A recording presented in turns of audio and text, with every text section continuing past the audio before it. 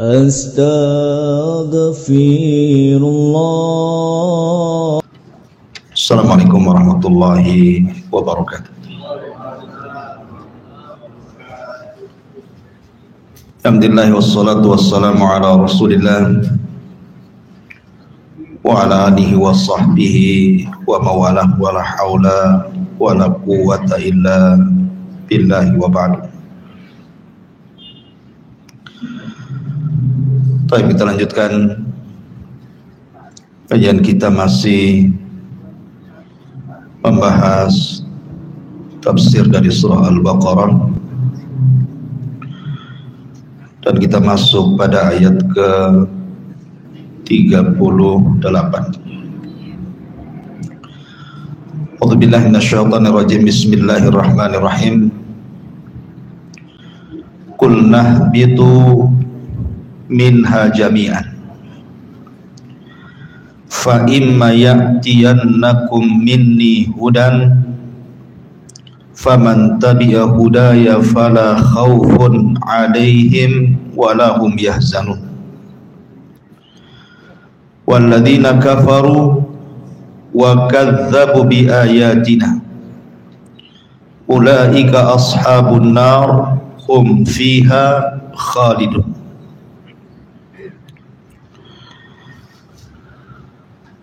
Allah subhanahu wa ta'ala berfirman, turunlah kalian semuanya dari sorga.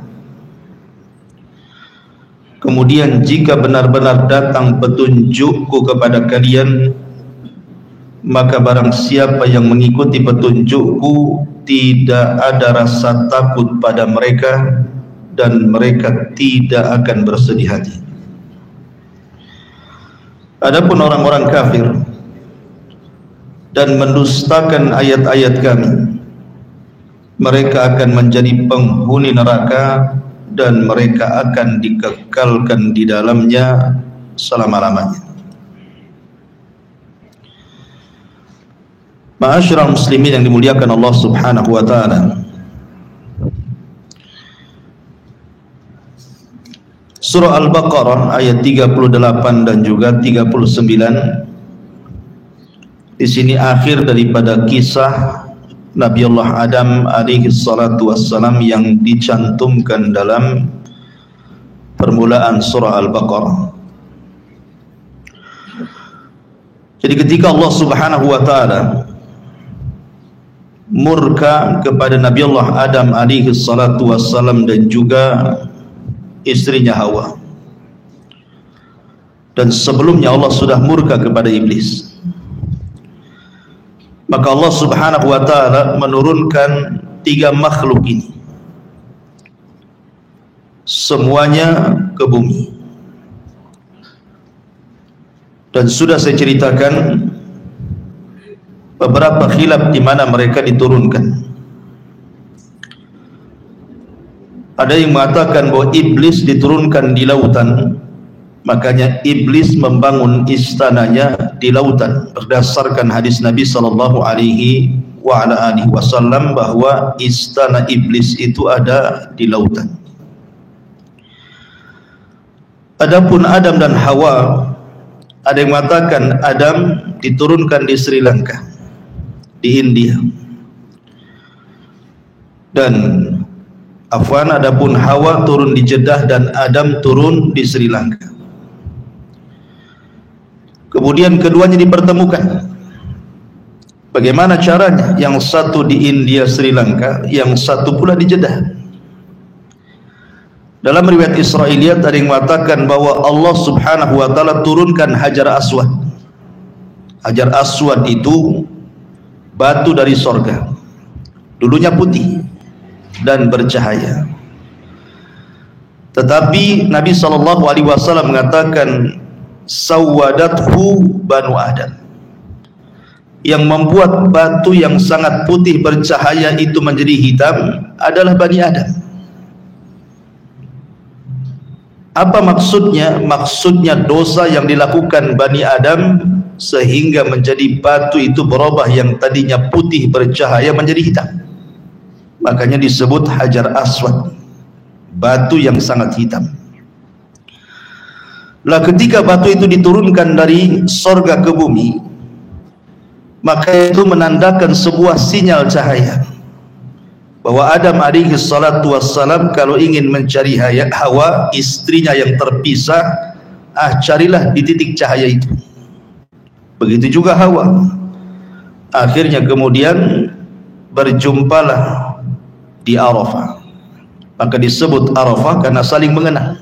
Maka daerah itu disebut Arafah. Di Arafah inilah kemudian Allah Subhanahu wa taala menurunkan kalimat yang pertama kali diturunkan Allah dan dibacakan oleh Adam dan Hawa. Kalimat apa itu? Kalimat taubat. Dan Allah Subhanahu wa taala berfirman, "Fatalaqqa Adamu mir rabbih kalimatin fataba alaihi innahu huwa tawwabur rahim." Maka Allah Subhanahu wa taala mengajarkan kepada Adam beberapa kalimat. Ada yang mengatakan kalimat ini adalah doa yang kita sering baca. Rabbana zalamna anfusana wa illam taghfir lana wa tarhamna lanakunanna minal khasirin. Doa pengakuan dosa dan permintaan ampun kepada Allah. Maka setelah Allah Subhanahu wa taala ampuni dosa keduanya, baru kemudian keduanya bertolak ke mana? Ke Ka'bah. Dan Ka'bah sebelumnya sudah dibangun malaikat. Dan Hajar Aswad diturunkan di situ. Maka tawaflah kemudian Adam dan Hawa di sekitar Ka'bah. Inilah yang menjadikan kemudian bahwa bumi pertama kali manusia beribadah adalah di sekitar Ka'bah. Makanya Ka'bah itu menjadi mulia karena disitulah bumi pertama kali diibadahi oleh manusia Adam dan Hawa.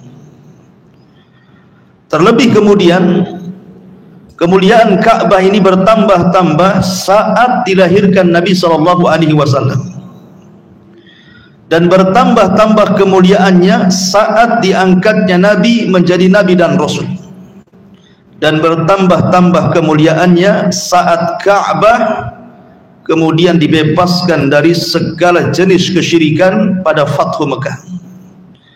Dan bertambah-tambah kemuliaannya saat Ka'bah dijadikan kiblat bagi seluruh kaum muslimin. Dan bertambah-tambah kemuliaannya saat seluruh manusia setiap tahun datang untuk melaksanakan haji. Itulah Ka'bah. Disitulah Adam pertama kali beribadah kepada Allah Subhanahu wa ta'ala. Ma'asyiral muslimin yang dimuliakan Allah Azza wa Jalla, tidak mungkin Adam dan Hawa hidup berdua, harus memiliki keturunan. Makanya kemudian Allah Subhanahu wa taala menganugerahkan kepada Adam 40 putra dan putri. Dan Allah anugerahkan setiap kehamilan selalu kembar. Jadi Hawa itu hanya melahirkan 20 kali saja. Tapi sekali melahirkan laki-laki dan perempuan. Dan itu hikmah, keinginan dan kehendak Allah Subhanahu wa taala. Karena Adam alaihi salatu wassalam itu diberikan usia panjang. Dalam hadis yang sahih, ketika Allah Subhanahu wa taala menciptakan Adam alaihi salatu wassalam, Allah usap punggungnya. Kemudian keluar ruh dari punggung Adam itu. Ruh-ruh yang akan menjadi anak keturunannya sampai kiamat. Kemudian Nabi Adam alaihi salatu wassalam diperlihatkan ada dari umatnya yang bercahaya di dahinya. Kemudian Adam takjub dan mengatakan, siapa itu? Maka dikatakan kepada Adam, itulah Daud dari keturunan. Kemudian Adam berkata, berapa usianya? Maka dikatakan usianya hanya 60 tahun. Adam mengatakan, kenapa sedikit? Bagaimana kalau kutambahkan dari usiaku, genapkan 100 tahun? Jadi usia Adam diambil 60 tahun diberikan kepada Nabi Allah Hud. Akhirnya kemudian ketika usia Adam sudah 940 tahun, datang malaikat maut. dan hendak mencabut nyawanya. Kemudian Adam mengelak dan mengatakan, bukankah usiaku masih tersisa 40? Jadi ketika usianya 960 tahun ya. Karena yang 40 tahun kan diberikan kepada Nabi Allah Nabi Allah Daud alaihi salam. Kemudian Adam lupa kalau yang 40 tahun itu sudah diberikan kepada Nabi Allah Daud. Dari sinilah kemudian anak turunan Adam menjadi pelupa. Makanya manusia disebut al-insan dari kata-kata nisyan, lupa. Artinya Adam diberikan usia hampir 1000 tahun, walaupun dikurangi kepada Nabi Allah Daud alaihi salatu wassalam, menunjukkan bahwa usia Adam itu cukup panjang. Sehingga kemudian anak-anaknya beranjak dewasa. Dari situlah kemudian Allah Subhanahu wa taala mensyariatkan kepada Adam untuk menikahkan. Bolehnya saudara dengan saudari menikah, tetapi jangan kembarannya. Boleh menikah antara saudara dengan saudari kandungnya, tapi syaratnya jangan kembarannya.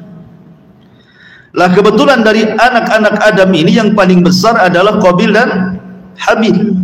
Ada yang mengatakan Qabil itu kakaknya, ada yang mengatakan Habil itu ayahnya, atau sebaliknya, wallahu a'lam. Karena tidak dijelaskan dalam Quran dan juga hadis Nabi sallallahu alaihi wasallam. Tapi yang jelas bahwa itulah yang dikisahkan dalam Al-Quran, di mana Allah Subhanahu wa taala kemudian memerintahkan Adam untuk memerintahkan putra putrinya menikah, karena tidak ada orang lain masalahnya.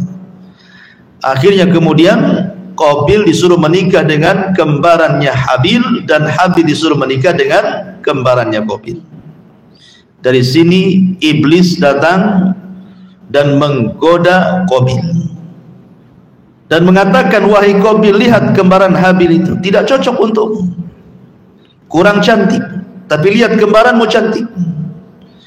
Akhirnya kemudian Qabil pun terpengaruh dengan syaitan, kemudian ditanamkan hasad. Makanya para ulama mengatakan seperti Imam Ibnul Qayyim rahimahullahu ta'ala, bahwa penyakit hati yang pertama kali muncul di langit dan muncul di bumi adalah hasad. Adapun di langit hasadnya iblis kepada Adam, adapun di bumi hasadnya Qabil kepada Habil.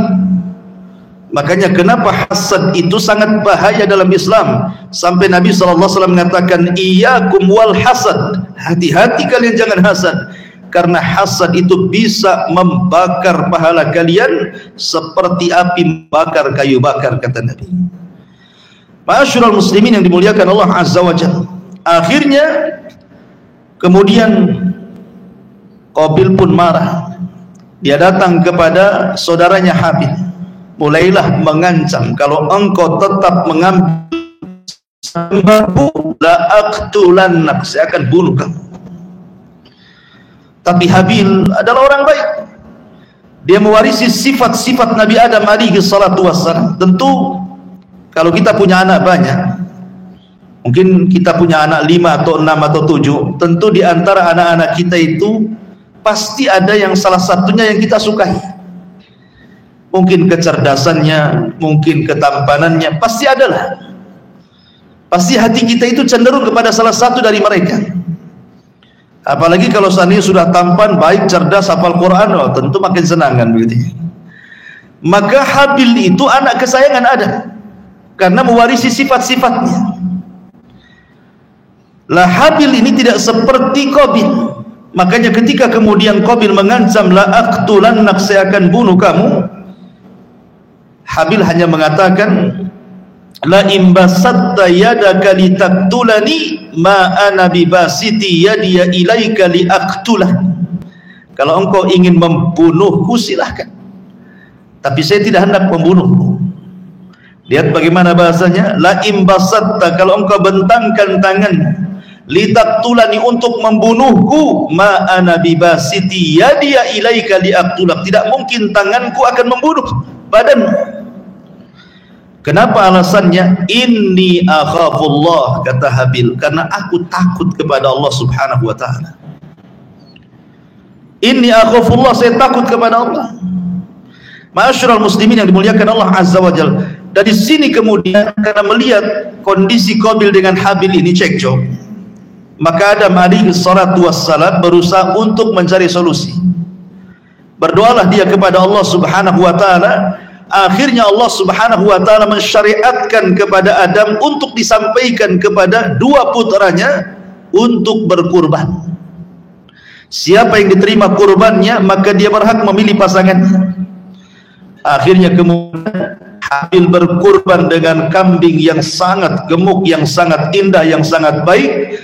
Tapi Qabil, karena dia adalah petani, sementara Habil kan peternak, dia mengambil buah-buahan. Tapi karena sudah hasad sebelumnya dan dia menganggap bahwa ini rekayasa ayahnya, sehingga dia tidak sungguh-sungguh dalam berkorban. Dia mengambil buah-buahan sesuka hatinya. Harusnya kalau ini adalah persembahan kepada Allah Azza wa Jalla, dia mempersembahkan yang terbaik kan begitu. Tapi karena sudah sakit hati, sudah hasad, maka dia asal-asalan kurbannya. Akhirnya Allah Subhanahu wa taala hanya menerima kurbannya Habil dan menolak kurbannya Qabil. Dari sini Allah Subhanahu wa taala berfirman, "Watlu 'alaihim naba abnai Adam bil haqq. Idz qarraba qurbanan fatuqabbala min ahadihima wa lam yutaqabbal min al-akhar." Allah mengatakan, bacakan ya Muhammad kepada mereka tentang kisah dua putra Adam, maksudnya Qabil dan Habil.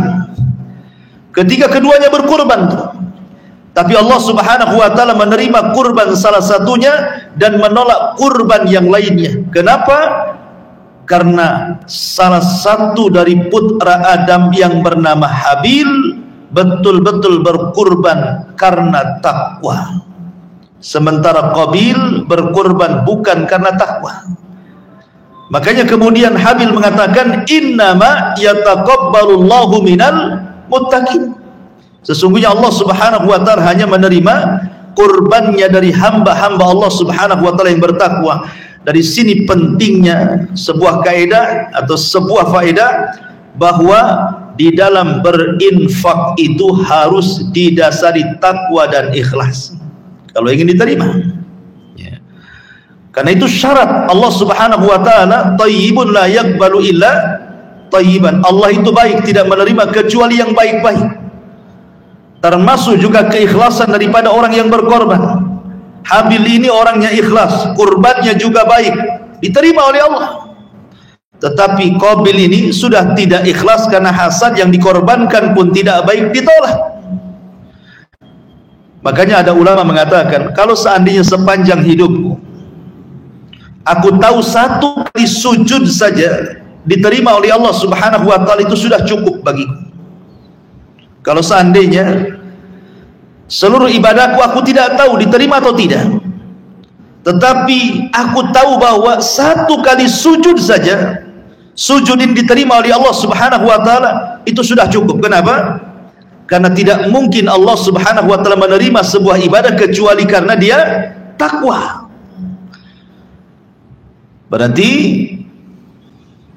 ketakwaan itulah yang menjadikan amalan kita diterima. Tapi masalahnya kan kita tidak tahu amalan mana yang diterima oleh Allah, kan kita tidak tahu, karena kita tidak pernah ditampakkan mana yang diterima, mana yang ditolak kan. Karena kita tidak tahu mana yang ditampakkan, mana yang ditolak, makanya kata Nabi SAW, la tahkiranna minal ma'rufi syai'an walau antalqa akhaka biwajhin talqin. Jangan remehkan sekecil apapun kebaikan, walaupun hanya melemparkan senyum kepada saudaramu. Boleh jadi senyum kita kepada saudara kita itu pula yang menjadikan jalan kita membuka pintu surga kan. Karena terkadang amalan besar itu mudah tersentuh ria, tapi amalan kecil itu terkadang lebih ikhlas dibandingkan amalan yang besar. Maka jangan remehkan sekecil apapun kebaikan. Ma'asyiral muslimin yang dimuliakan Allah Azza wa Jalla, singkat cerita, akhirnya kemudian betul-betul Qabil pun kemudian melaksanakan sumpahnya di hadapan Habil. wallahi la aqtulannak, demi Allah saya akan bunuh kamu. Tapi Habil tidak melawan dan mengatakan, silahkan, kalau kau membunuhku silahkan, saya tidak akan membunuhmu. Saya takut kepada Allah Subhanahu wa ta'ala, dan saya ingin gabungkan dosaku kepada dosamu supaya engkau termasuk penduduk neraka. Bahasanya apa kata Qabil atau kata Habil kepada Qabil? Dia mengatakan, inni uridu an tabu'a bi ithmi wa ithmika fatakuna min ashabin nar wa dzalika jazaa'u zalimin. Sesungguhnya saya hanya mengharap dosaku ditumpukan dengan dosamu biar engkau termasuk penduduk neraka. Jadi alasan Habil kenapa tidak melawan, satu, karena takut kepada Allah. Dua, biar dosanya digabungkan dosa orang yang membunuhnya sehingga dia masuk surga dan orang yang membunuhnya masuk neraka. Dari sini ada faedah ma'asyiral muslimin yang dimuliakan Allah Azza wa Jalla. Kalau kita cerita masalah pembunuhan, ada al-qatil wal maqtulu finnar, orang yang membunuh dan orang yang dibunuh dua-duanya masuk neraka. Yang kedua, al-qatil wal maqtulu fil jannah, orang yang membunuh dan orang yang dibunuh dua-duanya masuk surga. Kemudian yang ketiga, al-qatilu finnar wal maqtulu fil jannah, orang yang membunuh di neraka, orang yang dibunuh di surga. Kemudian yang keempat, al-qatilu fil jannah wal maqtulu finnar, orang yang membunuh di surga, orang yang dibunuh di neraka. Bagaimana gambarannya? Yang pertama, al-qatilu wal maqtulu finnar, orang yang membunuh dan yang dibunuh di neraka. Ini berdasarkan hadis Nabi sallallahu alaihi wasallam yang terdapat dalam sahihaini Bukhari dan Muslim. Kata Nabi sallallahu alaihi wasallam, "Idza tawajahal muslimani bisayfihima fal qatil wal maqtul finnar." Qalu ya Rasulullah, hadzal qatil fama balul maqtul? Qala innahu kana harisan ala qatli sahibi. Kata Nabi SAW, apabila dua orang muslim berhadap-hadapan dengan pedangnya dan hendak saling membunuh, maka orang yang membunuh dan yang dibunuh dua-duanya di neraka, kata Nabi. Sahabat bertanya, Rasul, kalau orang yang membunuh di neraka, okelah. Tapi kalau orang yang dibunuh di neraka, macam mana caranya? Maka Nabi SAW mengatakan, ya, karena yang terbunuh juga sebelum dia terbunuh, dia pun sudah ingin membunuh. Yeah. Jadi orang yang dibunuh itu sebelum dia terbunuh, dalam hatinya juga ingin membunuh masalahnya. Jadi sama punya keinginan membunuh, cuman satunya apes saja kan itu ya. Satunya apes dia, makanya dia yang terbunuh. Tapi dua-duanya masuk neraka. Ini gambaran yang pertama. Gambaran yang kedua, al-maqtul, al-qatil wal-maqtulu fil jannah, orang yang membunuh dan orang yang dibunuh dua-duanya masuk surga. Al-Imam Muslim meriwayatkan dalam sahihnya dari Abi Hurairah radhiyallahu anhu, di mana Allah Subhanahu wa taala, yadhaqullahu ila rajulain yaqtulu ahaduhumal akhar kilahuma yadkhulul jannah. Allah tertawa kepada dua orang laki-laki, salah satunya membunuh yang lainnya, tapi dua-duanya dimasukkan ke dalam surga. Faqalu, sahabat bertanya, kaifa ya Rasulullah, bagaimana tuh gambarannya tuh? Yang membunuh dan yang dibunuh dua-duanya masuk surga. Maka Nabi SAW memberikan gambaran, yuqatilu hadza fi sabilillah. Ketika terjadi perang antara muslim dan kafir, yang muslim ini kemudian mati gugur, orang yang mati dalam pertempuran mati syahid, masuk surga. Tsumma yatubullahu 'alal qatil. Tiba-tiba kemudian yang membunuhnya taubat, masuklah dia ke dalam Islam. kemudian fayuqatilu fi sabilillah fayustashhad, maka dia pun kemudian setelah masuk Islam ikut perang lagi, tetapi di kubu orang Islam, dia pun gugur juga mati syahid, maka dua-duanya di sorga kata Nabi. Itulah al-qatil wal maqtulu fil jannah, yang membunuh dan yang dibunuh masuk sorga. Yang ketiga, orang yang membunuh di neraka dan orang yang dibunuh di sorga. Sama seperti orang dalam jihad. Orang kafir membunuh orang Islam yang dibunuh dalam peperangan syahid, yadkhuluna al-jannah bighairi hisab, masuk surga tanpa hisab. Kemudian yang membunuh orang kafir ini, yang membunuh orang kafir setelah membunuh orang Islam, dia pula terbunuh juga dia. Saling bunuh-bunuhan kan? Tapi yang satu orang kafir, yang satu muslim, dua-duanya mati dalam jihad.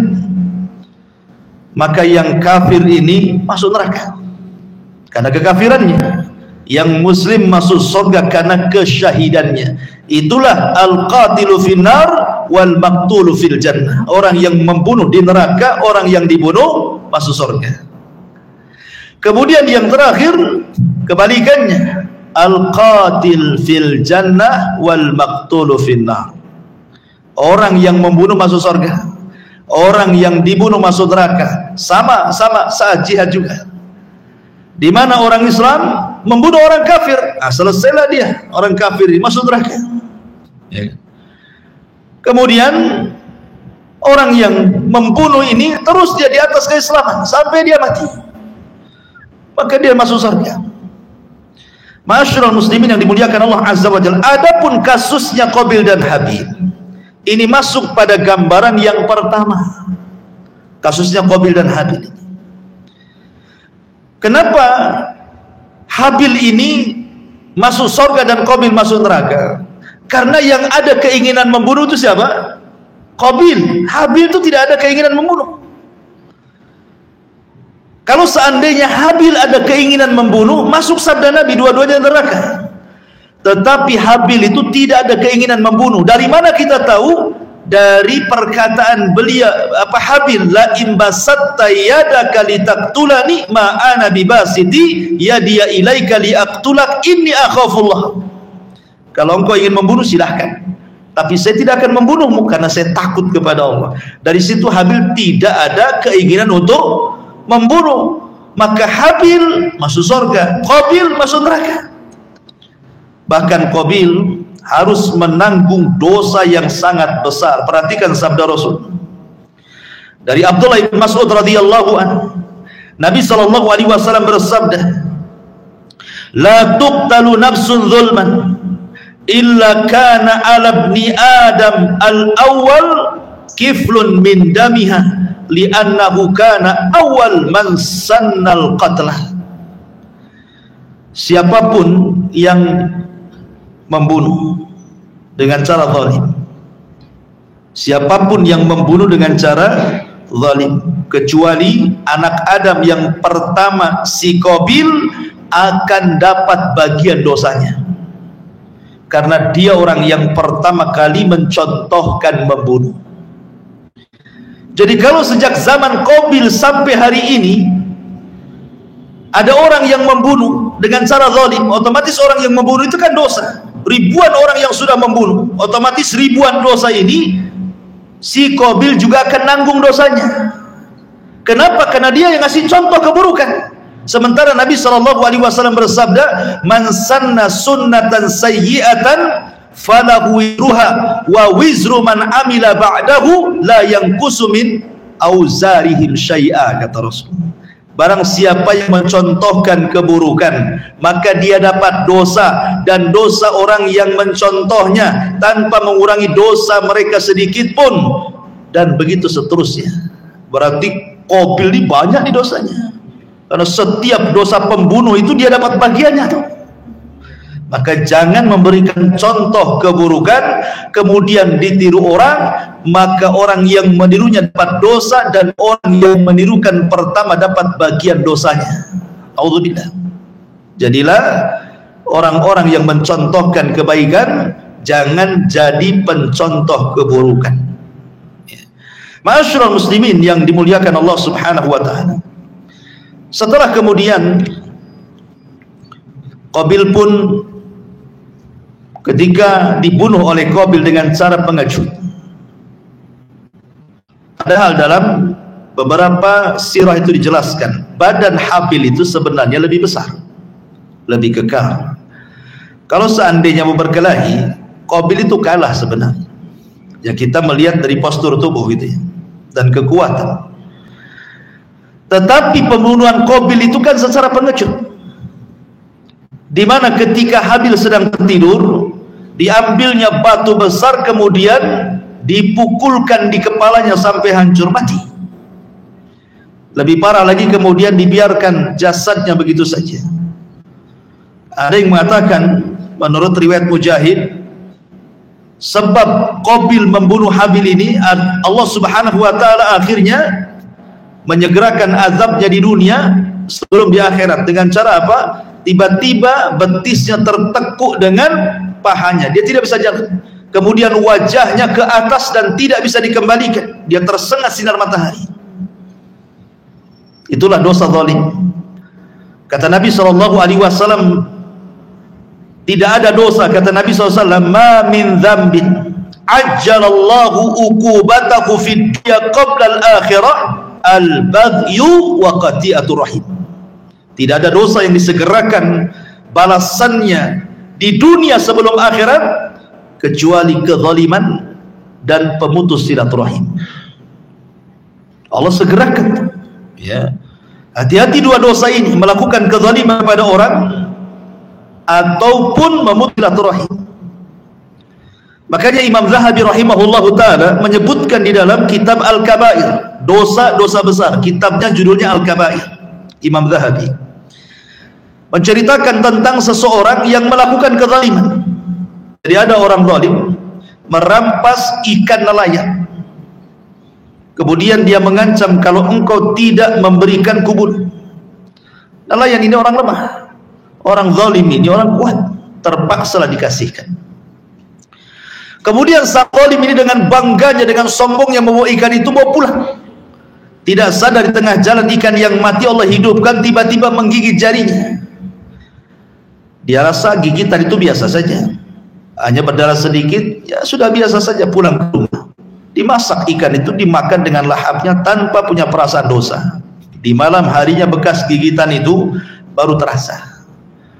Dia pun merasakan sakit, kesakitan yang luar biasa yang tidak ada yang tahu rasa sakitnya kecuali Allah. Menjerit-jerit. Keesokan harinya dia datang ke dokter, ke tabib. Ke dokter, bukan ke dukunnya. Kemudian kata tabib, kata dokter ini, itu gigitan ikan ada virusnya. Itu sudah menjalar ke telapak tangan, harus diamputasi. Kalau tidak diamputasi akan menjalar ke pergelangan sampai ke jantung mati kan. Subhanallah. Baru kemarin dia melakukan kezaliman, jarak 1 hari sudah dipotong tuh tangannya. Itulah kadang-kadang Allah menyegerakan kan dosa kezaliman. Dikiranya setelah dipotong telapak tangannya sembuh, tidak juga. Beberapa hari kemudian menjalar lagi sampai ke sikut dia. Balik lagi ke tabib, kata tabib itu harus diamputasi lagi.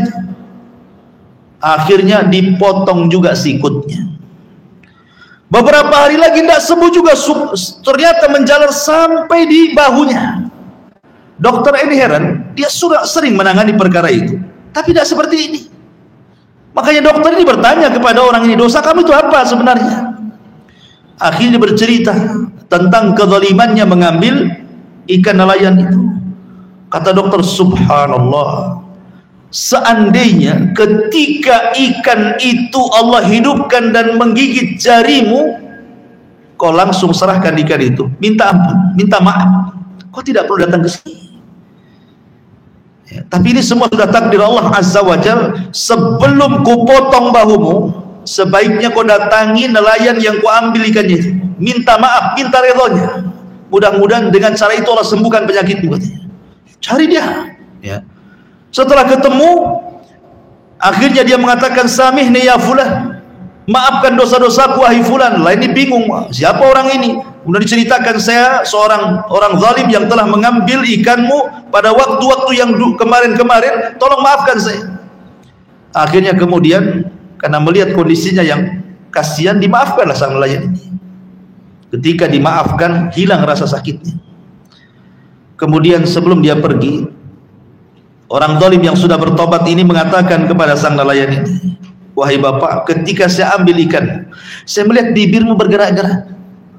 Kamu ngomong apa? Gitu dia. Akhirnya kata sang nelayan, tidak, aku tidak bicara apapun kecuali hanya berdoa kepada Allah.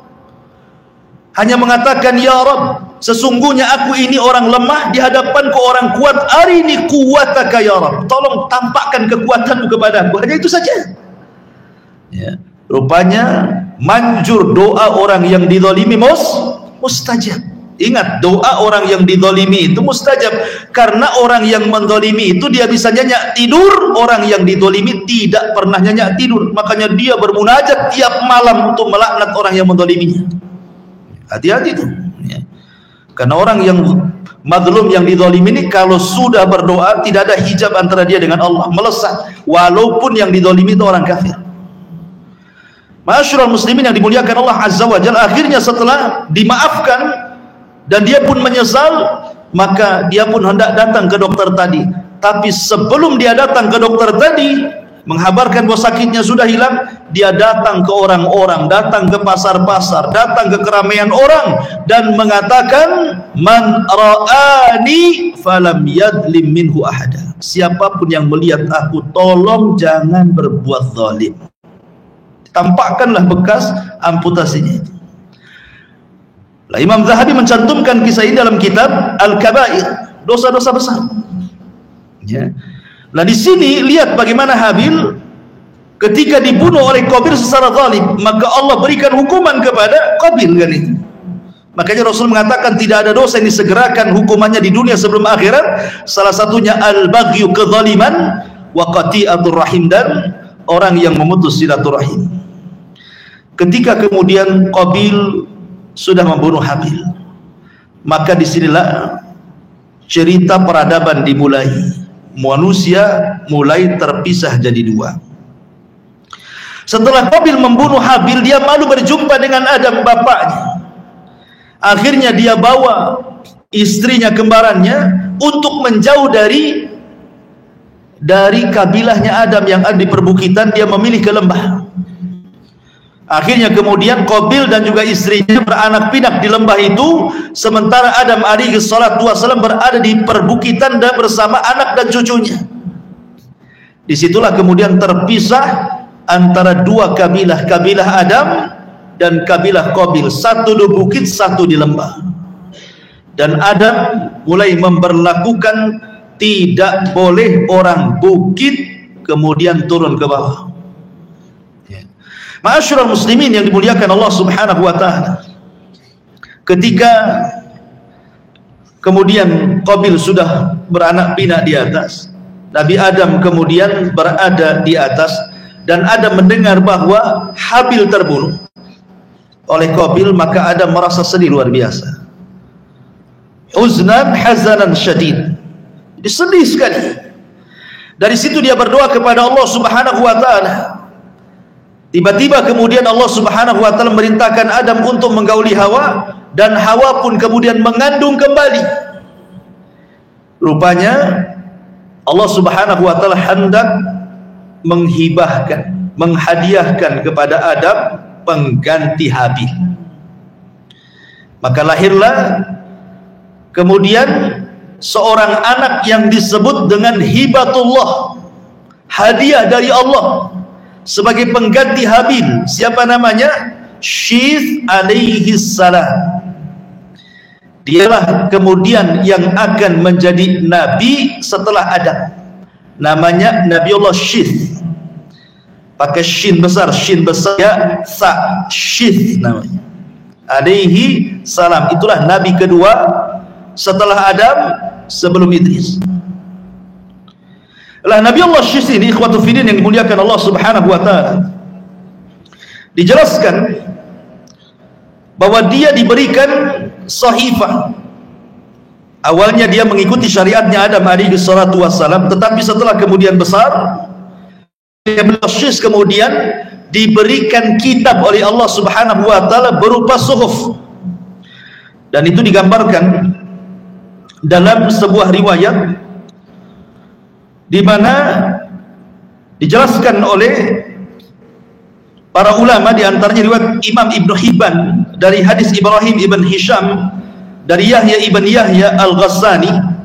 Dia mengatakan, haddatsana abi, telah menceritakan kepada kami bapakku, an jaddi, dari kakekku, an Abi Idris al-Khawlani, dari Abi Idris al-Khawlani, an Abi Dzar al-Ghifari, dari sahabat Abi Dzar al-Ghifari radhiyallahu anhu. Dia mengatakan, dakhaltul masjid, kata Abi Dzar, aku masuk ke masjid Nabi. Fa idza Rasulullah sallallahu alaihi wasallam jalisun wahdah, aku melihat Rasul sedang duduk sendirian. Maka aku hampiri Rasul. Kemudian kata Abi Dzar, dia mengatakan, ya Rasulullah, kam kitaban anzalallahu. Rasul, berapa sih kitab yang Allah turunkan itu? Maka Nabi SAW mengatakan, mi'atu kitabin wa arba'atu kutubin. Allah turunkan 100 suhuf dan 4 kitab. 100 suhuf dan 4 kitab. Kemudian kata Rasulullah SAW, unzila ala syith khamsuna sahifatan wa unzila ala akhnuh. Akhnuh itu maksudnya Idris.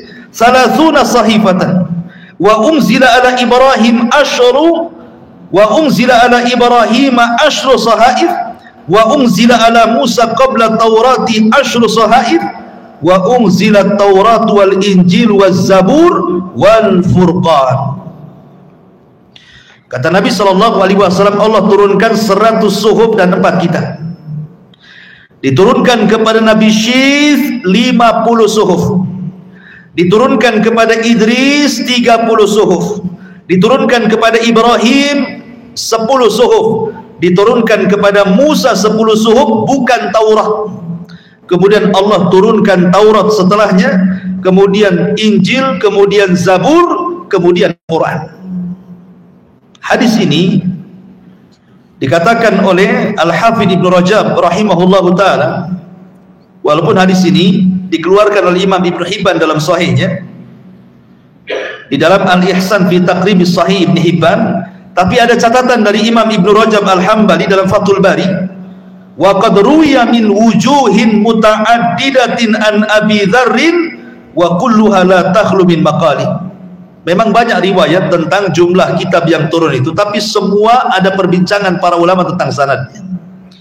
Tapi intinya bahwa Nabi Allah Syith diturunkan kepada Syith ini 50 sahifah, 50 lembar kitab yang datang dari Allah Subhanahu wa ta'ala. Dengan 50 lembar inilah kemudian Nabi Syith berdakwah, mengajak manusia ke dalam tauhid, mengajak manusia kepada akhlak yang baik. La ma'asyiral muslimin yang dimuliakan Allah Azza wa Jalla, Nabi Syith ini dikenal memang semangat berdakwah dan mewarisi akhlak Adam. Karena ketika Nabi Syith dilahirkan, dia kan masih berjumpa dengan Adam, masih berjumpa ratusan tahun dengan Adam alaihi salatu wassalam, sehingga memungkinkan Adam mendidik Nabi Allah Syith akhirnya menjadi seorang nabi. Bahkan ketika kematian Adam alaihi salatu wassalam dijelaskan, ketika Adam alaihi salatu wassalam meninggal dunia, Adam ini kan masih teringat dengan sorga, karena pernah tinggal di sorga masalahnya, jadi teringat dengan sorga. Jadi dia ngomong sama anak-anaknya, keluarlah kalian, carilah di luar, barangkali ada buah-buahan sorga, bawa kemari. Maka anak-anaknya kemudian nurutlah apa kata bapaknya, karena itu adalah wasiat terakhir kan. Keluarlah anak-anaknya mencari buah-buahan yang mirip dengan buah-buah surga. Di tengah jalan berjumpa dengan malaikat. Kemudian kata malaikat, ila aina tadhhabun, pergi ke mana kalian? Kemudian anak-anaknya ada mengatakan, termasuk Syith di situ gitu ya, kami diperintahkan bapak kami, karena dia sedang sakaratul maut, untuk mencari buah-buahan seperti buah-buah sorga. Kata malaikat, lah ketika itu di tangan malaikat ada kain kafan dari sorga. ada wewangian dari sorga sudah membawa perlengkapan fardu kifayah. Jadi kata malaikat ini kembali kepada rumah kalian. Sesungguhnya ayah kalian sebentar lagi mau meninggal. Akhirnya anak-anaknya kemudian datang, dan malaikat maut sudah datang kepada hadapan Adam alaihi salatu wassalam. Ketika melihat itu malaikat, Adam meminta kepada istrinya untuk menyingkir. Kemudian Adam alaihi salatu wassalam pun akhirnya dicabut nyawanya. Maka kemudian malaikat mengajarkan bagaimana caranya fardu kifayah, mulai dari memandikan, mengkafankan, menyolatkan, sampai kemudian menguburkan. Ma'asyiral muslimin yang dimuliakan Allah Azza wa Jalla. Lah dari sinilah kemudian Nabi Allah Syith alaihi salam itu menjadi penerus Adam alaihi salatu wassalam. Dan Syith membuat syariat, meneruskan syariat Adam. Tidak boleh para pengikutnya yang ada di bukit berjumpa dengan para pengikut Qabil yang ada di lembah. Sampai pada waktunya Nabi Allah Syith kemudian meninggal dunia. Ketika meninggal dunia ini, jarak antara Syith ke Idris kan jauh, ada beberapa abad berlalu tuh, ya. Sehingga kemudian peran iblis di sini masuk. Iblis ini peran karena kekosongan Nabi kan. Adam sudah nggak ada, Syith sudah meninggal, Idris pula belum lahir. Di sini terjadi zaman fatrah. Inilah kesempatan iblis untuk menggoda Bani Adam. Dengan cara apa? Iblis ini, ma'asyiral muslimin yang dimuliakan Allah Azza wa Jalla, berpura-pura menjelma manusia. Setelah berpura-pura menjelma manusia, dia mencari pekerjaan di salah satu kebun yang ada di lembah di kabilahnya Qabil. Pura-pura mencari pekerjaan, jadi pekerja di kebun, ya nyangkul ya apalah gitu. Kemudian akhirnya iblis ini mengajarkan kepada pemilik kebun itu suara seruling, ya, dibuatlah seruling, kemudian ditiup, dan itu belum pernah ada suara-suara bunyi-bunyi kayak begitu. Akhirnya kemudian sukalah ini pemilik kebun ini. Kemudian akhirnya diundanglah kawan-kawannya. Akhirnya iblis pun kemudian meniupkan seruling-seruling itu. Akhirnya suara seruling itu dijadikan pesta tahunan oleh kabilah Habil ini. Kalau mereka pesta, mereka akan meniup seruling itu. Makanya Rasul mengatakan mizmar min mazamiri syaitan. Seruling itu dari suara-suara syaitan, kan itu riwayatnya. Jadi akhirnya suara seruling yang ada di bawah ini sampailah ke ada di bukit, ya, di bukit itu.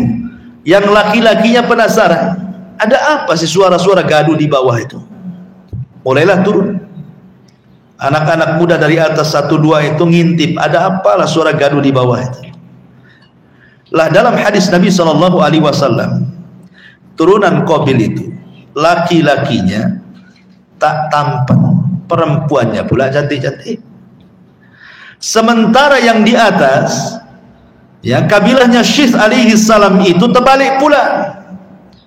Laki-lakinya tampan-tampan, perempuannya pula tak tampan, ya. Akhirnya kemudian yang laki-laki yang tidak tampan ini belum pernah melihat perempuan yang cantik. Yang cantik pula belum pernah melihat laki-laki tampan. Masalahnya si tampan dan si cantik ketemu, jatuh cinta. Akhirnya terjadilah perzinahan pertama di dunia. Berzinah mereka antara yang ada di bukit dengan yang ada di lembah ini. Akhirnya terjadi perzinahan. Awalnya dari musik, berakhir dengan perzinahan. Makanya musik, zina, khamr itu 3 serangkai, tidak bisa dilupakan, tidak bisa dilepas. Musik, zina, khamr wajib ada. Itu 3 maksiat yang tidak bisa dipisahkan. Sebab kalau seseorang kemudian minum tanpa musik, geleng-geleng nggak asik. Harus ada musiknya, harus geleng-geleng. Habis mabok baru zina. Naudzubillah. Akhirnya kemudian terjadi kerusakan. Tapi subhanallah, Allah masih menjaga akidah kaum muslimin. Belum ada kesyirikan. Mereka tidak bisa digoda untuk melakukan kesyirikan. Karena kesyirikan itu terjadi setelah berlalu 1000 tahun. Antara Nabi Adam ke Nabi Nuh alaihi salatu wassalam. Di zaman itu kalau maksiat ada, ya, maksiat musik, maksiat perzinahan, minum khamar itu ada di situ. Tapi belum ada kesyirikan hebatnya di situ. Belum ada kesyirikan, hanya dosa-dosa besar saja. Akhirnya semakin rusak, makin sedikit yang baik yang di atas, makin banyak pula yang jahat di bawah. Di sini Allah Subhanahu wa taala kemudian utus kepada mereka Nabi Allah Idris alaihi salatu wassalam.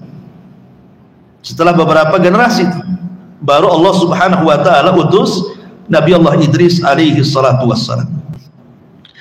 Idris itu dikatakan Idris, namanya kan Anuh, tadi sudah dikatakan namanya Anuh. Tetapi Idris disebut Idris li kasratid dirasah, karena banyak belajar dia. Idris itu banyak baca, banyak nulis. Karena dia orang yang pertama nulis dengan pena. Dia orang yang pertama baca, mempelajari ilmu bintang, bukan ahli nujum, bukan. Kalau nujum itu dukun, ya ilmu falak gitu ya. Kemudian juga dia orang yang pertama kali menjahit baju. Antum jangan gambarkan seperti gambaran orang-orang yang membuat film primitif bahwa Adam itu telanjang, Hawa telanjang. Ini menghina bapak kita. Adam itu sudah pakai baju di sorga.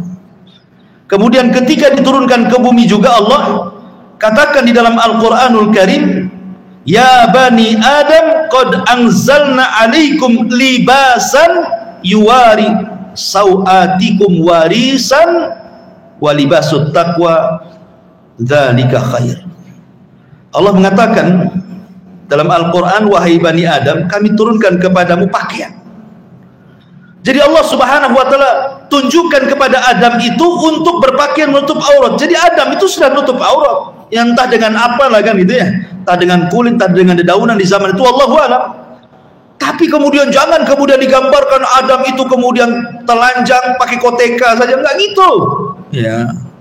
Ma'asyiral muslimin yang dimuliakan Allah Azza wa Jalla, Adam berpakaian, Hawa juga berpakaian. Ya cuma ditutup dengan dedaunan dan begitu seterusnya gitu. Karena ada orang yang kemudian membuat film Adam Hawa semua dua-duanya telanjang. La ilaha illallah. Ya. Ma'asyiral muslimin yang dimuliakan Allah Azza wa Jalla, maka kembali ke kisah Idris. Jadi ketika Nabi Allah Idris alaihi salatu wassalam kemudian diutus, maka Idris berusaha memperbaiki kondisi. Bagaimanapun yang dihadapi Idris ini berat sekali. Karena masalahnya keburukan sudah menyebar kan, lebih banyak dibandingkan kebaikan. Tapi Idris itu nabi yang paling semangat memperbaiki orang. Sampai dalam riwayat Israiliyat itu dengan dakwahnya berhasil dia menarik 1000 orang dari kaumnya. 1000 itu sudah banyak di zaman itu, karena umat kan belum banyak. Akhirnya kemudian Nabi Allah Idris alaihi salatu wassalam, karena Idris kan orang Babil, pendapat yang Raja Iblis itu dilahirkan di Babil. Babil itu Irak, walaupun ada yang berpendapat di Mesir. Jadi setelah Idris kemudian berdakwah dengan sedemikian kencangnya, semangatnya, banyak memberikan hidayah, dia takut kalau seandainya orang-orang masih tinggal di Babil. Kalau masih berdekatan dengan kabilah Qabil ini bahaya. Ya. Akhirnya kemudian Idris pun mengajak hijrah orang-orang yang beriman dari Babil Irak dibawa ke Mesir. Di Mesir inilah maka Idris kemudian menggembleng mereka. Makanya penting seseorang itu mencari lingkungan kan gitu. Mencari lingkungan yang baik itu penting. Kata para ulama itu dahulukan al-jar qabla dar gitu. Dahulukan al-jar qabla ada, dahulukan tetangga sebelum rumah. Jadi kalau antum ingin cari rumah, ingin beli rumah, ingin sewa rumah, dahulukan tetangga sebelum rumah. Lihat tetangganya, jangan lihat rumahnya dulu ya. Dari mana dalilnya? Dari Al-Quran dalilnya. Ketika istrinya Fir'aun, Asya bintu Muzahim, sebelum meninggalnya, dia berdoa kepada Allah Subhanahu wa ta'ala. Apa doanya? Disebutkan dalam Al-Quran, Rabbi bnili indaka baitan fil jannah. Ya Rabb, bangunkan di sisimu satu rumah di surga. Kalimat di sini, ya Allah bangunkan di sisimu rumah di surga. Artinya dia ingin bertetangga dengan Allah, baru bicara rumah. Gitu ya. Dari sini ada kaidah bahwa hendaklah mendahulukan tetangga sebelum rumah. Jadi kalau cari perumahan itu lihat tetangganya, muslimkah tidak muslim, ada masjidkah tidak ada masjid, macam mana kondisinya, mayoritas muslim, banyak ahli sunnahnya atau syiahnya, dilihat di situ. Ya, tetap kita merayakan tetangga, tapi di zaman sekarang kan nggak peduli. Kalau bisa cari rumah yang nggak ada tetangganya kan, yang nggak ada tetangganya, yang jauh-jauh rumahnya di sini rumah, nanti di sana lagi rumah. Kadang-kadang sesama tetangga nggak kenal, sampai mati nggak kenal. Kan ada itu perumahan sampai mati nggak kenal tetangganya, itu nggak peduli, kan rugi gitu ya. Pada Rasul itu diwasiati Jibril itu untuk supaya berbuat baik ke tetangganya, sampai Rasul menyangka tetangga itu jadi ahli warisnya kan itu. Masyarul muslimin yang dimuliakan Allah Azza wa Jalla, kembali bahwa lingkungan itu penting. Makanya Idris membawa kaumnya dari Babil Irak menuju Mesir. Karena Idris itu semangat berdakwah, maka Allah Subhanahu wa taala berikan hadiah kepada Idris. Setiap satu hari dia mendapatkan pahala seluruh umatnya di zamannya. Jadi pahala umatnya di zamannya diberikan kepada Idris. Senanglah Idris itu. Akhirnya dia kemudian meminta kepada Allah Subhanahu wa taala untuk dipanjangkan usianya. Sampai terjadi khilaf tentang di mana meninggalnya Idris ini. Ada yang mengatakan bahwa ketika Idris menginginkan usianya dipanjangkan, dia datang kepada malaikat yang selalu bersamanya, dimatakan Jibril, dimatakan yang lainnya, untuk dipertemukan dengan malakul maut. Kata malaikat ini, saya tidak mungkin memintakan kepada Allah Subhanahu wa taala agar usiamu dipanjangkan, karena usia itu takdir. Tapi kalau engkau mau, cobalah kau bincangkan dengan malakul maut gitu. Dengan malaikat maut. Kata Idris, gimana cara ketemunya? Akhirnya kemudian dinaikkanlah Idris ke langit keempat, dan Rasul pernah berjumpa di langit keempat dalam peristiwa Mi'raj kan gitu ya. Naik ke langit keempat, Rasul berjumpa dengan Idris. Kata Idris, marhaban bi akhir salih wa nabiyyin salih, selamat datang nabiku yang saleh dan saudaraku yang saleh, kata Idris. Jadi Idris ini diterbangkan ke langit keempat. Allah Subhanahu wa taala berfirman, wa rafa'nahu makanan aliyan, wa rafa'nahu makanan aliyan, wadhkur fil kitab Idris innahu kana siddiqan nabiyya wa rafa'nahu makanan aliyah. Sebutkan wahai Muhammad tentang kisah Idris di dalam Al-Quran. Dia seorang nabi yang jujur, dan kami angkat Idris ke tempat yang tinggi, maksudnya ke langit keempat. Sesampainya di langit keempat, kemudian malaikat ini berjumpa dengan malakul maut dan mengatakan, Idris menitipkan salam kepada. Idris menitipkan salam kepada. Ya, malaikat maut mengatakan, sampaikan salamku juga kepadanya. Ada apa dia dengan diriku? Kemudian malaikat ini mengatakan, aku antar Idris ke langit keempat itu supaya dia ingin ditambah usianya agar kau jangan mencabut dulu nyawanya. Subhanallah, kata malakul maut, baru saja Allah memandatkan kepadaku untuk mencabut manusia di langit keempat. Aku heran, mana ada manusia di langit keempat. Rupanya Idris itu maksudnya. Kemudian malaikat maut mengatakan kepada malaikat yang membawa Idris, bagaimana aku akan menambah usianya sementara dia sudah ditakdirkan usianya tinggal kedipan mata, katanya. Ketika malaikat yang mengantar Idris ini kemudian hendak kembali ke Idris, Idris sudah mati. Idza jaa ajaluhu la yastakhiruna sa'atan wa la yastaqdimun. Kalau ajal itu sudah datang, tidak mungkin maju, tidak mungkin mundur, pas waktunya, tidak bisa ditawar-tawar. Nabi Idris saja tidak bisa nawar, apalagi kita. Ya, karena Allah mengatakan, hatta idza balagha tara wakila mantra. Hatta idza balagatit tara wakila mantra. Kalau nyawa sudah di sini, di tenggorokan, nggak ada yang bisa mengembalikan ke bawah. Wakila mandrok, siapa yang bisa meruqyah hadir kembalikan rohnya? Nggak bisa. Ya, pasti mati orang itu. Karena sudah ditetapkan kan kematian. Maka Idris akhirnya meninggal di langit keempat dan tidak pernah turun. Ini satu pendapat. Pendapat yang kedua, Idris itu tidak dicabut nyawanya, tapi dia diangkat ke langit keempat. Wa rafa'nahu makanan aliyya, dan kami angkat ke tempat yang tinggi. Maksudnya Idris dibiarkan hidup sama dengan Nabi Isa, ya, dinaikkan gitu saja, dia tidak mati. Nanti matinya di akhir zaman. Ada juga yang mengatakan Idris itu mati di bumi. Tidak ada mati di langit, mati di bumi. Semua manusia itu mati di bumi. Makanya Adam saja harus diturunkan dari sorga ke bumi supaya mati di bumi. Maka Idris itu mati di bumi. Adapun kemudian kalimat wa rafa'nahu makanan aliyya, kami angkat Idris ke tempat yang tinggi, maksudnya Allah tempatkan Idris di sorga, ya, di sorga yang paling tinggi, ya. Jadi penafsiran seperti itu. Jadi yang dua kisah Israiliyat, dan yang terakhir ini keumuman dalil bahwa manusia mati di bumi, ya, termasuk Adam dan yang lainnya. Karena Quran tidak menyebutkan mati di langit. Itu kan kisah Israiliyat, ya. Tapi yang jelas bahwa masyaallah muslimin yang dimuliakan Allah Subhanahu wa taala, dari sini maka dapat kita faedah, setelah kematian Idris alaihi salatu wassalam, maka manusia tetap di atas tauhid.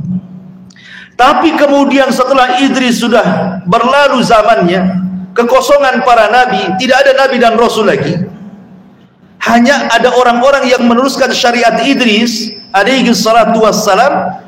Maka bergoncanglah hati manusia, karena tidak ada rujukan, tidak ada nabi lagi masalahnya. Disitulah hadir sebagai pewaris para nabi, para ulama, orang-orang soleh. Lah kebetulan pewaris para nabi, orang-orang soleh dari kaumnya Idris itu ada keluarga yang disebut dengan Wud, keluarga Wud, ya. Quran membahasakannya Wad. Allah mengatakan la tadarunna waddan wala suwa'an wala yaghutha wa ya'uqa wa nasra, dalam surah Nuh itu, ya. Inilah 5 orang soleh ini yang tersisa. Ini satu keluarga ini, bapaknya Wad, Suwa, Yagus, Ya'uq, Nasr, ini anak-anaknya. Mereka lah yang meruskan perjuangan dakwah Idris alaihi salatu wassalam untuk mengajak manusia ke dalam tauhid. Tapi Allah takdirkan meninggal satu persatu. Wad meninggal, ganti Suwa, Suwa meninggal, ganti Ya'uq, Yagus meninggal, ganti Ya'uq, Ya'uq meninggal, ganti Nasr, tidak ada penggantinya. Sehingga disitulah iblis ada kesempatan. Selama ini iblis tidak bisa menyimpangkan Bani Adam sejauh kecuali hanya sekedar dosa besar. Untuk berbuat syirik tidak bisa. Di sini ada kesempatan. Generasi pertama dipengaruhi dan mengatakan, Idris datang kepada mereka menjelma orang soleh. Karena ketika itu, karena semangatnya mereka kepada orang-orang soleh ini, akhirnya kemudian mereka mendambatkan hati kepada mereka, tidak ada penggantinya. Sehingga iblis datang, sebaiknya kalian buatlah patung, ya, supaya diingatkan jasa-jasa mereka, gitu, ya. Letakkan di satu tempat. Jadi sekali-kali kalian kalau ingat mereka itu datang ke situ. Jadi kalau melihat patung mereka itu, semangat lagi ibadah kalian. Terpengaruh pula dengan was-was syaitan. Betul-betul dibuat 5 patung, diletakkan di satu tempat khusus, diziarahi. Tidak ada kesyirikan, hanya menziarahi, melihat semangat. Kalau udah futur melihat semangat, gitu, ya. Generasi pembuat patung meninggal, datang pula generasi kedua. Iblis datang lagi dan mengatakan, kenapa kalian capek-capek lah datang ke tempat khusus, produksi sajalah ke itu patung-patung banyak-banyak, letakkan di rumah kalian, ya. Makin semangat lagi kalian, kepengaruh lagi, diproduksilah banyak-banyak, hampir tidak ada satu rumah kecuali ada patung, ya. Tidak perlu lagi datang ke tempat khusus.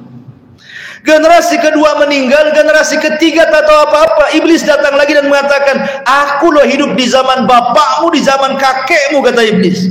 Kamu tahu nggak apa maksudnya kakekmu buat patung itu?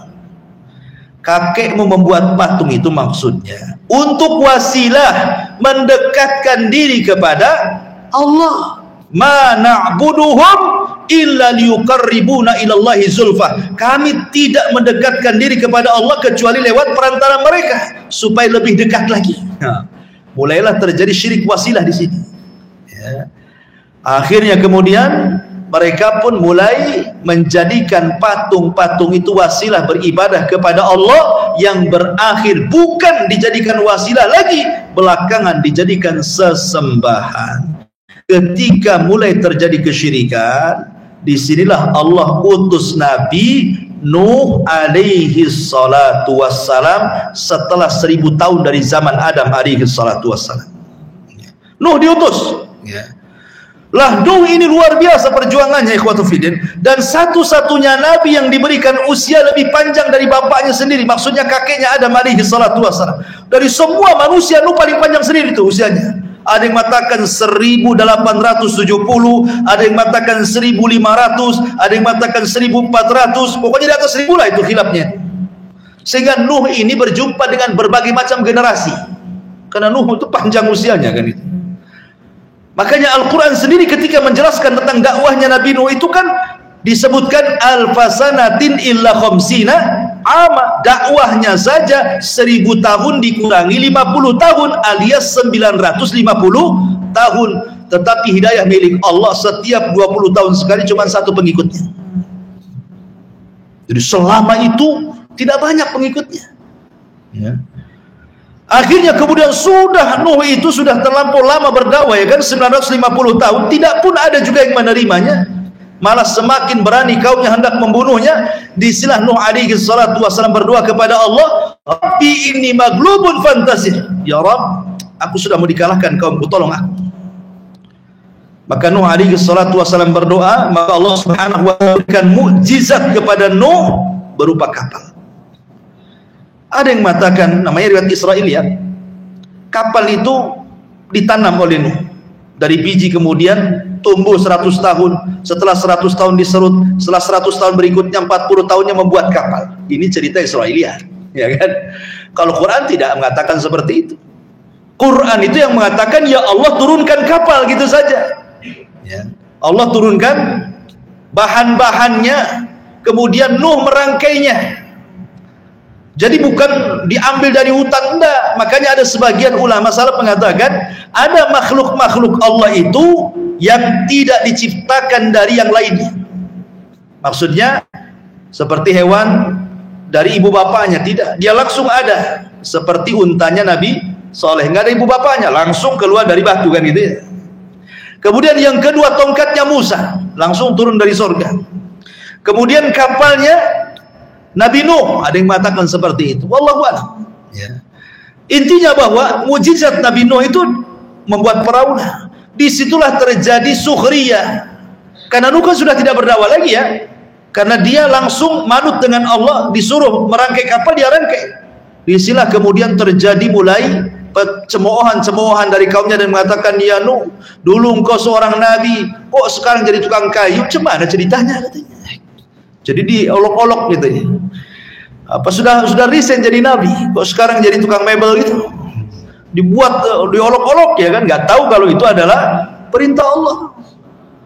Setelah pada waktunya Allah Subhanahu wa taala meminta Nuh untuk memasukkan hewan yang berpasang-pasangan, kemudian juga burung-burung dan juga manusia yang beriman, anak-anaknya kecuali istri dan anaknya Kanan yang kufur. Disitulah terjadi banjir bandang tupan yang luar biasa. Maka tidak ada manusia yang hidup kecuali tenggelam. Yang selamat satu dunia itu hanya di perahu Nuh. Makanya Nuh disebut Abul Bashar Ats-Tsani, bapak manusia kedua setelah Adam. Kenapa? Karena tidak ada populasi manusia kecuali yang di kapal itu masalahnya. Yang di kapal itu pun yang mendapatkan berkah dari Allah, keturunan manusia dari 3 putra Nuh, Syith, Syam, Ham, dan Yafis.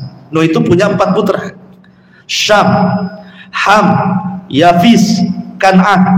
Kan'an ini kufur sendiri. Sampai ketika Kan'an ini memilih agama ibundanya. Terkadang hati-hati kalau punya istri ini anak kadang-kadang terpengaruh kan. Si Kan'an ini ikut ibunya dia, ya. Makanya ketika kemudian Nuh alaihi salatu wassalam mengatakan irkam ma'ana, masuk ya Kan'an, Apa kata Sa'awi ila jabal? Tidak perlu, saya akan naik ke gunung. Nggak akan sampai tuh banjir itu ke atas gunung. Naik dia ke gunung. Tapi Nuh mengatakan, la asimal yaum, tidak ada yang selamat wahai Kan'an. Tidak akan selamat. Masuk. Nuh masih berhajat. Kan'an masuk ke dalam kapalnya bisa didakwai dapat hidayah kan itu. Karena sayangnya Nuh kepada anaknya tuh. Tapi Allah Subhanahu wa taala mengatakan, innahu laisa min ahlik, dia bukan keluargamu, pergi-pergi. Ditinggallah. Ya, tenggelam mati dia. Akhirnya ketika perahunya bersandar di Bukit Judi Irak, kemudian turun gitu ya, maka dari cikal bakal manusia dari 3 keturunan, itulah yang melahirkan banyak manusia, Syith, Ham, Syam, dan Yafis. Dari sinilah semua umat manusia kembali kepada 3 nasabnya putra Nuh. Ya. Maka dari putra Nuh ini kemana-mana muncullah para nabi setelahnya. Ada Ibrahim, ada Hud, ada Saleh, ada Syuaib, ada nabi-nabi Bani Israel, sampai kepada Rasul kita Muhammad sallallahu alaihi wasallam. Inilah rangkuman bagaimana Allah Subhanahu wa taala mengutus para nabinya dari bapak kita Adam alaihi salatu wassalam. Wallahu alam. Baik, sebelum saya tutup, silahkan kalau ada yang bertanya.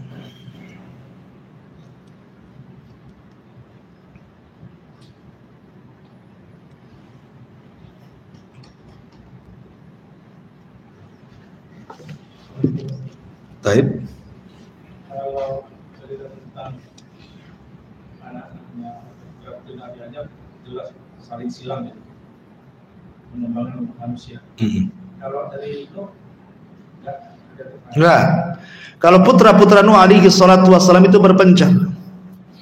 Ya, ada yang mengatakan bahwa satu perahu itu banyak perempuannya, laki-lakinya cuman putra-putra Nuh saja. Karena kemudian putra-putra Nuh ini kemudian menyebar.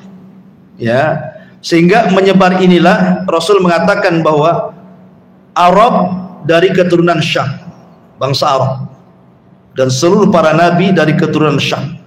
Semua para nabi. Ya. Adapun Ham itu ke arah Afrika dan sekitarnya, sehingga turunan orang-orang berkulit hitam itu dari Ham. Ya. Adapun Yafis ini ke arah Asia. Yafis ini, ya, Yafis ini melahirkan beberapa kabilah termasuk Ya'juj wa Ma'juj. Itu dari Yafis. Ya, orang-orang Afrika, orang-orang Asia kayak kita ini turunan Yafis. Makanya ada orang yang menyangka jangan-jangan Cina itu Ya'juj Ma'juj katanya. Tidak, Cina pula Ya'juj Ma'juj ya. Ya'juj Ma'juj kabilah tersendiri, dia sudah dibenteng oleh Dzulqarnain di sebuah tempat yang tidak ada yang kecuali Allah, dan akan keluar nanti itu tanda-tanda kiamat besar. Tanda-tanda kiamat besar. Karena ada orang yang kemudian mentakwil hadis-hadis akhir-akhir zaman itu dengan takwilan yang aneh-aneh. Dajjal itu bukan manusia, Dajjal itu simbol barat katanya. Oh, itulah simbol barat, Dajjal. Dajjal itu manusia. Makanya Rasul SAW menyamakan dengan manusia. Sebutkan ciri-cirinya. Termasuk Ya'juj Ma'juj. Ya, disebutkan ciri-cirinya kan. Mereka seperti bangsa Turuk, bulat-bulat seperti orang Asia. Jadi anak-anaknya Nuh menyebar satu dunia ini ya, semua kembali kepada 3 putra Nuh alaihi salatu wassalam.